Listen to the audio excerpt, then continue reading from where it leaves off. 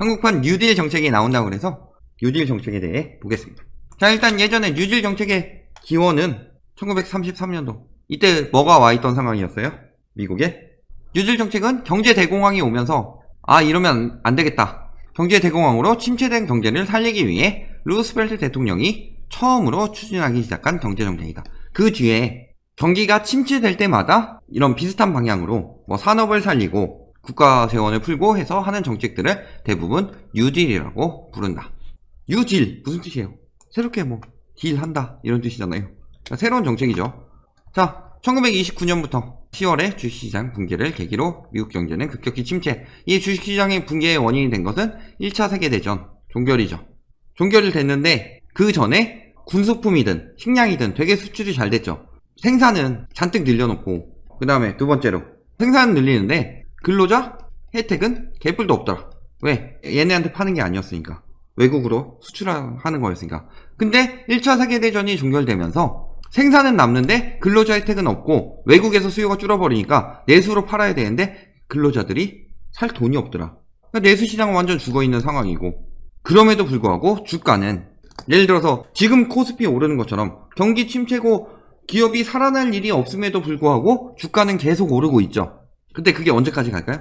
경기 침체가 쌓였는데도 불구하고 그 탐욕으로 계속 사다 보면 터지면서 급격히 떨어지기 시작하죠. 주가가 10월 24일부터 시작해서 29일 하루 만에 11%까지 폭락했다. 그러면서 착살났다. 실업률 어디까지 늘어났다? 자, 29년에 3.2%였던 실업률이 24.9%로 8배 가까이 늘어나더라. 물가 떨어지고, 생산 떨어지고, 농산물 떨어지고, 주가 떨어지고, 민간 투자 당연히 떨어지죠. 총생산, GDP도 당연히 거의 반토막 나죠. 자, 뉴딜 정책은 크게 세 가지로 나눠져 있다. 구제, 회복, 개혁이다. 대량 실업을 구제한다. 소득 수준과 산업 질서를 회복하고 사회적 불균형, 시장 시스템 모순을 시정한다. 이거 세 가지가 핵심이죠. 전기 뉴딜 정책은 뭐예요? 경기 회복하고 실업자 구제에 중점을 맞추고, 후기 뉴딜 정책에 대해서는 적자 재정 지출, 그러니까 국가에서 시장 개입을 통해서 고용 창출 및 사회 경제적 제도 개혁을 추진한다. 이 뉴딜 정책 동안에 최저임금이라는 제도가 생겨났고, 냅뒀더니 막 자기 맘대로 생산하더라. 그러니까 농산품 가격 떨어지는데 지금 외국에서 전쟁 안 하니까 수출 안 돼. 그러니까 농산품 생산 제한해, 가격 회복하자, 이런 것들. SOC 사업 해가지고 지어서 일자리 창출하자, 기업들 지원해주고 대신에 노동자 권리 보호해라, 이런 형식으로 적극적으로 개입한 정책이 뉴딜 정책이다. 자, 그러면서 뭐예요? 은행법 제정. 부실한 은행은 재편하고 지원하고, 거래소법 재개정해가지고 뭐 방만한 경영 이런 데는 규제하고, 그러니까 예를 들어서 고수익이지만 고리스크 사업에 너무 막 은행이 꽂히는 경우 있잖아요. 그런 것들 제한하고, 이런 공황의 파급 확대를 막기 위해 예금 보험기구도 설립했다. 이런 식으로 진행했었죠. 자, 그 다음에 실업자 구제 정책, 긴급구제법 1933년에 해놓고서 빈곤가게에는 현금과 현물을 지급했다. 최근 경제위기 때 나오는 거랑 비슷하죠. 현금이나 현물 지급. 의식주 시설 제공하고 아르바이트 알선하고 특별구제와 도로공사, 봉지작업 등 또 일자리 창출하기 시작한 거죠. 그리고 산업 회복한다. 그래서 가격협정으로 과잉 생산 억제하고 상품 가격 하락을 방지한다. 이거 자유경쟁으로 냅두면은 독점으로 가격을 미친듯이 올리든가, 아니면은 경쟁으로 인해서 물가가 미친듯이 낮아지든가.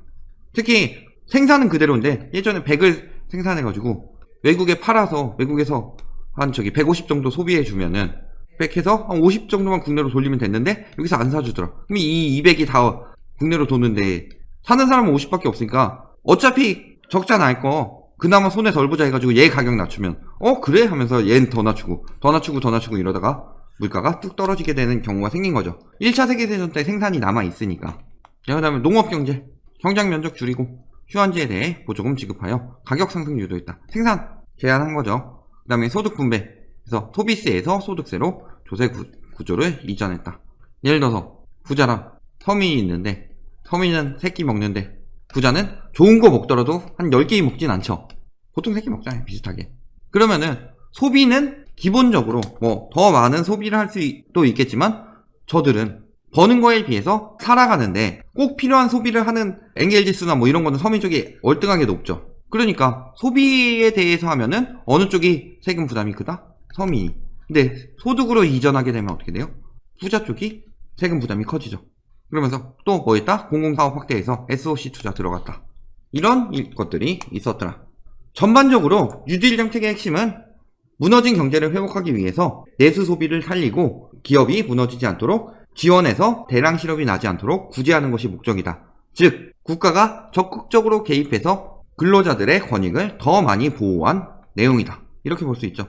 그 외에 여러 가지 사업을 통해서 더 많은 일자리를 창출한다. 이런 것들이 핵심이죠. 다우지수 같은 경우 처음에 한번 뚝 떨어졌다가 다시 오르는데 한번 또 떨어졌다가 그 다음부터 쭉 살아나기 시작하더라. 최고점 대비 하락했다가 상승했다가 한 번 더 떨어졌다 오른다. 결국은 이런 노력으로 인해서 살아났다. 물론 2차 대전 특수도 있었죠. 근데 반대하는 여론이 뭐예요? 지금랑 똑같죠. 공산화 음모론. 뭐 이런 복지정책만 쓰면 빨갱이죠. 자유경제주의 억압한다. 자유경제주의에서 핵심은 근로소득이에요. 이 자유경제주의를 처음 계획한 사람들도 불로소득을 중심으로 돌아가는 건 이쪽엔 세금 때리라고 했어요. 그러면서 그 애덤 스미스 같은 경우 지대로 소득 올리는 거는 사회의 기생충이라고 할 정도로 불로소득에 대해서는 부정적인 영향임에도 불구하고 어느 순간 기득권들이 자기네들은 불로소득 올리면 편하니까 자유경제주의라고 말하는데 이거 자유경제주의 아니죠. 계급사회죠. 계급사회. 계급사회 억압이죠. 공산화는 나쁜 거면서 예전에 그 전제주의의 부의 세습이 혈통에서 가진 자본으로 넘어간다. 그런 시대로 돌아가자는 그런 기득권들의 욕심 때문에 결국에 경제가 파탄이 난 거잖아요. 너무 지나치다. 그 당시에 근로소득이 평균 1,500불 정도였는데 최소 필요소득이 1,800불 정도였으니 그동안 지들이 지나쳤지? 이게 지나친 게 아니죠. 그런데 항상 지나치다고 그런다. 우리나라도 이제 한국판 뉴딜이 내다초 발표된다. 규제는 일시적으로 유예하고 기업을 위한 뉴딜이 아니라 시민을 위한 뉴딜로 가야 한다. 이런 기사들도 나오고 있죠. 그리고 이런 거 한다고 하면은 항상 반대하는 보수 언론들 있죠. 뭔가 MT를 가야 할 것 같은 그런 언론에서는 뉴딜이냐 올드딜이냐 올드딜 아니냐 이런 식으로 이야기하고 있는데 보면은 뭐 사회 간접 자본 사업을 대거 포함할 전망이다. 대거 포함한다는 전망 없었어요. 정부는 디지털 뉴딜을 강조하고 있다라고 이야기를 했는데 뭐 여기 고용 효과가 크지 않으니까 사회 간접 자본 사업을 대거 포함해라. 그래야 우리 건설사님들 잘 먹고 잘 살 수 있으니까. 뭐 즉각적 생산 고용 효과를 낼 수 있을 만큼 정부가 거부감을 가질 필요는 없다. 건설사들 돈 벌어야 되니까. 완전 건설사 끈아풀이죠 저기. 자 어떤 내용들이 있을까요? 기간산업안전기금 조성. 즉 항공, 해운, 자동차, 조선, 기계, 전력, 통신 이 7개가 기간산업이죠. 이 기간산업에 대해서 무너지지 않도록 안정기금을 조성한다. 건설 아니죠. 건설은 기간산업 아니에요. 그 건설업계가 너무 크고 건설업종에 대해서 부가 집중되고 이게 기간산업이 되면서 경제성장률을 이끌게 된다면 1번 꼴 나죠. 그 다음에 소상공인 지원 및 회사채 매입 등 추가 지원. 자, 소상공인 지원은 금융지원 확대. 돈 주는 거 아니죠? 빌려주는 거죠. 회사채 빌려주는 거죠. 우리나라 뉴딜은 뭐예요? 대부분 환수 가능한 유동성을 지급한다. 미국처럼 그냥 무작정 뿌리지 않는다. 그 다음에 긴급 고용 안정 대책. 그래서 286만 명에게 고용 유지 지원금, 뭐 안정 생활 긴급 지원, 저소득 청년 등 취약계층 일자리 지원 이런데 사용한다. 그러니까 금액은 기간산업 그리고 소상공인 그리고 고용에 들어가게 된다. 자, 이 중에서 기간산업 쪽에 들어가는 건 뭐예요? 데이터 AI, 미래차 모빌리티, 의료, 헬스, 핀테크, 기술창업, 산업단지, 자원순환, 관광, 전자상거래, 물류. 건설 없죠. 건설사들이 저걸로 묶는 거 너무 싫어요. 왜냐면은 국가 경제가 지금 여기까지 파탄난 거에 가장 큰 영향을 준 게 분양가 상한제 풀리면서 건설사들이 분양가를 높이기 위해 집값을 띄우면서 생겨난 여러 가지 문제들 때문인데 그럼에도 지들은 살아야 되겠다고 지원해달라고 징징대는 거 너무 싫어요. 그때 많이 벌어 처먹었잖아요. 세부 추진 과제에서 뭐 데이터 뭐 이런 것들 하죠. 겸집 허용, 활성화, 충전소 허용, 활용 확대, 검사 확대, 뭐 투자 허용, 지원 확대, 규제 완화, 인정, 협박 허용, 신고 항목 축소. 대부분이 규제 허용 이런 쪽으로 가고 있죠. 규제했던 것들 이제 좀 허용해주겠다, 인정해주겠다 이런 방향으로 조금 기업 쪽에 완화를 하고 있다. 자, 그리고 얘기했지만 직접 지원도 필요하죠. 그래서 재난지원금 추경 7.6조 어디서 했어요? 기존 SOC 예산이랑 공무원 인건비에서 깎아서 마련했다. SOC 예산을 삭감했다 그랬어요. 그런데 SOC 사업을 즉각적 생산 고용 효과를 낼 수 있을 만큼 대거 포함할 전망이다. 포함한다는 말도 없는데 포함할 전망이다 라고 하죠. 왜 자기 마음대로 오늘의 돈을 하는 그 언론사가 무슨 권리로 정부에게 할 예정이다 라고 하면서 사람들을 선동하나요? 자, 뭐라 그래요? 불황특효약은 부동산 산업, 한국판 뉴딜 정책을 부동산으로 하자. SOC 뉴딜, 단비례 하면서 빅프로젝트 필요. 이런 기사들 계속 내죠. 뭐예요? 대부분 뭐 건설사에서 만든 그런 신문들에서 이런 얘기 많이 하죠. 투자 감소액이 최소 1조 9천억에서 최대 10조 1천억 원에 이를 것으로 전망됐다. 연간 일자리도 2만 1000개에서 11만 1000개까지 줄어들 것이라는 게 연구원 추산이다. 근데 저렇게 가격 높여가지고 띄워서 죽은 자영업자 11만 명 넘을걸요? 매년 그래도 한 몇만 명씩 나가 떨어지잖아요, 자영업자들이. 왜? 가장 문제는 인건비 안 쓰더라도 프랜차이즈 비용이랑 카드 수수료랑 배신의 민족 뭐 그런 데서 받아가는 수수료, 그 다음에 임대료 이런 거에서 다 빠져나가잖아요. 사실 여기서 임대료만 잡았어도 11만 개 이상은 창출됐을 거다. 그러니까 니들 때문이니까 니들 좀 죽어나라 그래요. 저기서 말하는 11만 개는 정규직 11만 개가 아니라 지으면은 여기 와서 일용직 근로자들도 일하고 이런 것까지 다 포함해서 11만 개 얘기할 거 아니에요.